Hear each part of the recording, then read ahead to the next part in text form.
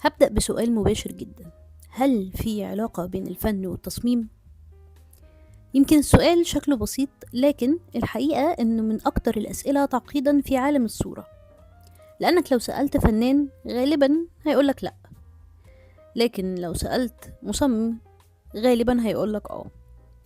الحقيقة إن الفن والتصميم شبه بعض جدا، زي اتنين قريبين كده، أو يعني قرايب من نفس العيلة، إنما كل واحد فيهم اختار يعيش حياة بمنظور مختلف.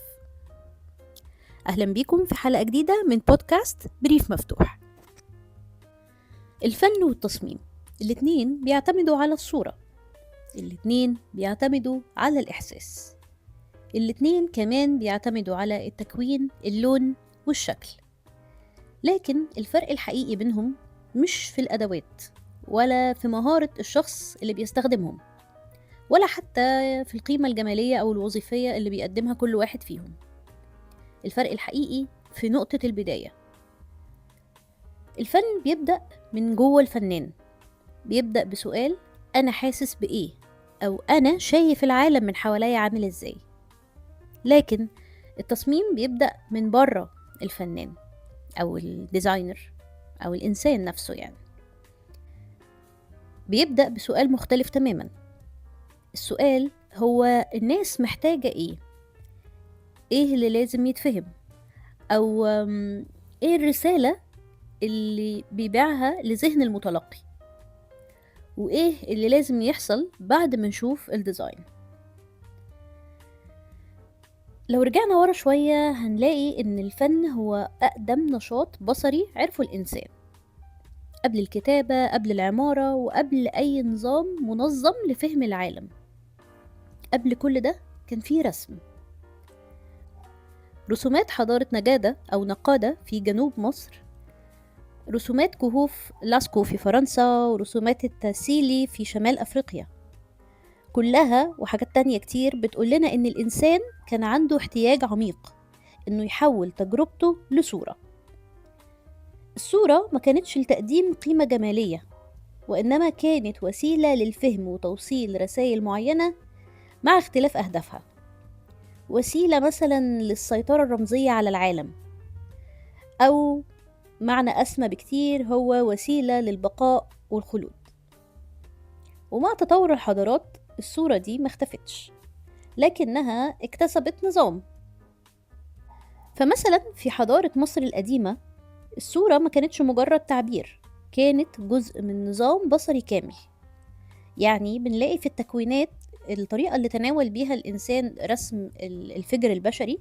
هنلاقي مثلا إن ممكن الراس تكون من الجنب، العين من قدام، أما الجسد كان بيبقى في وضع مركب. التنوع في استخدام المنظور ده في المشهد الواحد أو للفجر الواحد ما كانش قلة مهارة أو عدم فهم من الفنان أو الإنسان المصري القديم، ولكنه كان قرار هو واخده ومتعمد إنه يعمل أو يتناول الشكل بالطريقة دي. قرار إنه ما يعرضش اللي العين شايفاه بالمنظور العادي، لكن إنه يعرض المعرفة الكاملة بالشيء. هو عايز يوصل إنه عارف إن في عدة مناظير وإنت بتبص للشيء الواحد،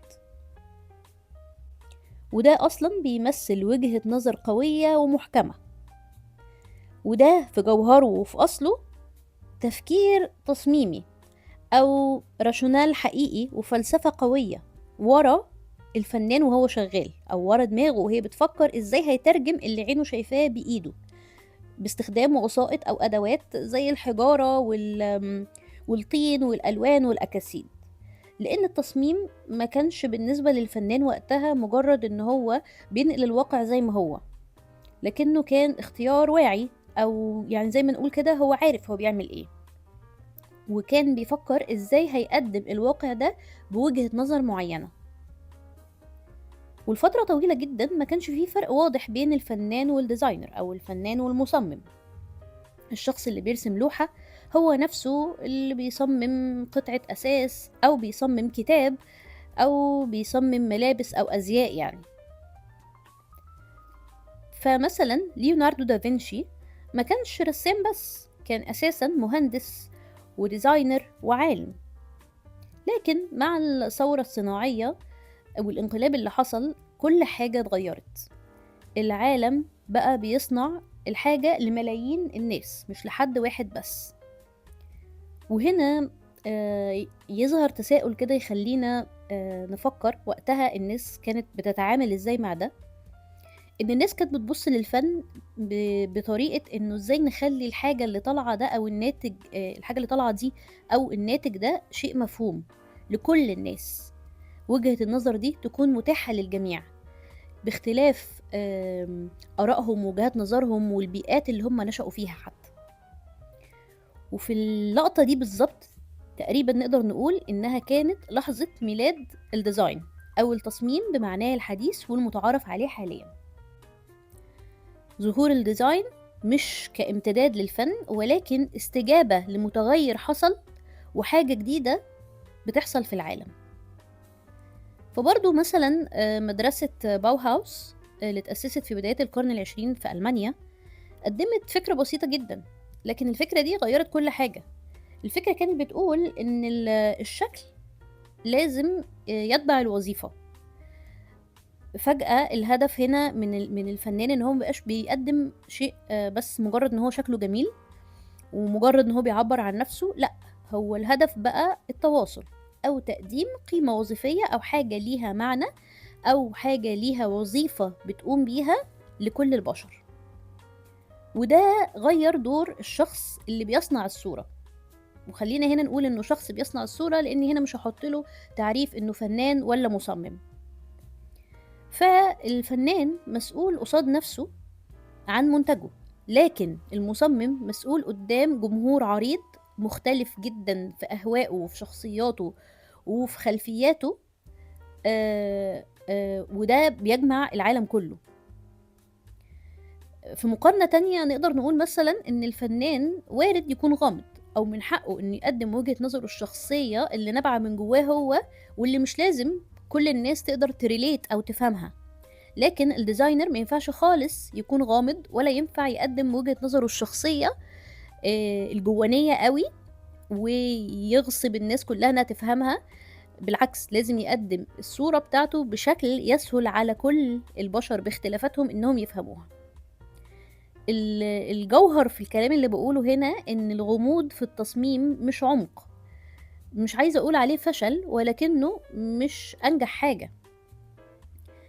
الغموض في التصميم هو عدم القدرة على التواصل. التصميم في أصله مسؤولية إزاي أقدم حاجة كل الناس تقدر تشوفها وتفهمها وتتفاعل معاها، وإزاي يتصرفوا تجاهها. عشان أبسط شوية الكلام اللي أنا قلته ده لو هو كلام عميق ومكلكع شوية، فخلينا نفتح البريف بتاع القصة دي ونفصص فيه واحدة واحدة كده ونحكي حدوتة لذيذة أنا بحبها جدا.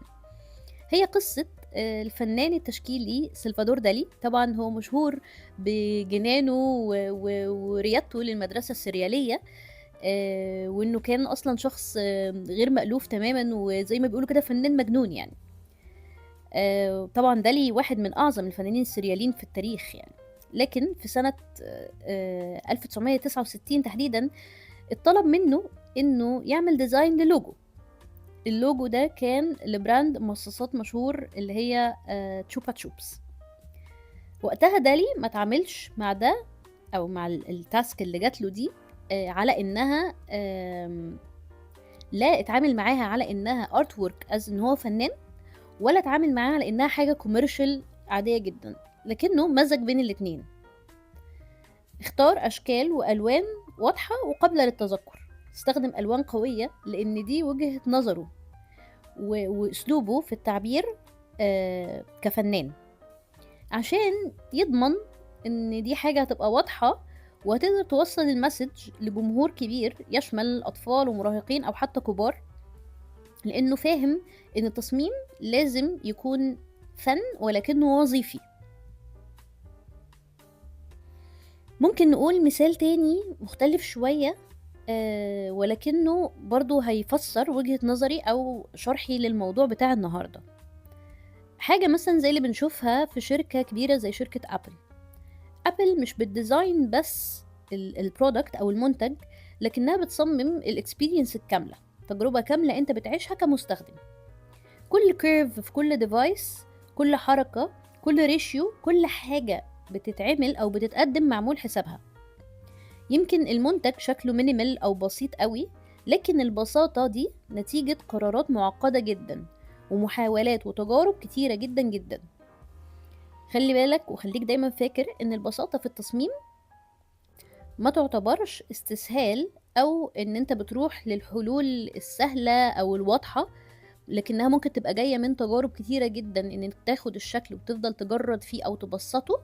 دي مش عملية سهلة خالص، ولكنها حاجة معقدة وتستلزم خبرة كبيرة جدا عكس ما انها تبدو يعني.